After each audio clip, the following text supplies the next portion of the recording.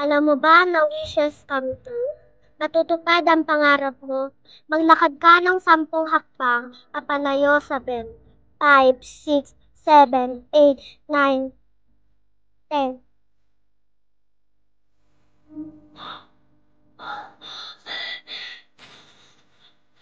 Paikot-ikot ang buhay, minsan masaya, minsan nagkot.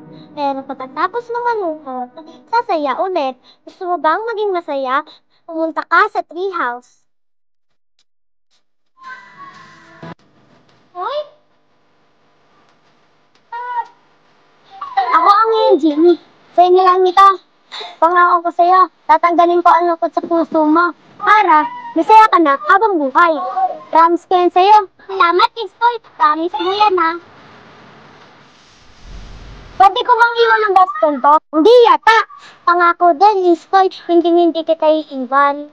Talaga? Di mo ako iiwan katulad ng ginawa ng nanay ko? Oo, hindi.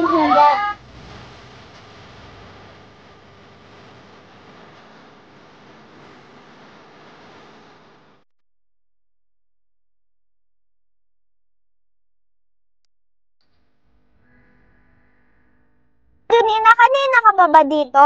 Di naman, mga 2 hours, 30 minutes and 5 seconds. Mga ganon. Di nga, seryoso? Bilang na bilang mo talaga. Oo nga, seryoso. Actually, magka-chat kami ni Kylie. Sabi niya, papunta na daw siya dito. Talaga? Ito, may binili ako para may pang food trip tayo mamaya. Wow, yan ang gusto ko sa'yo.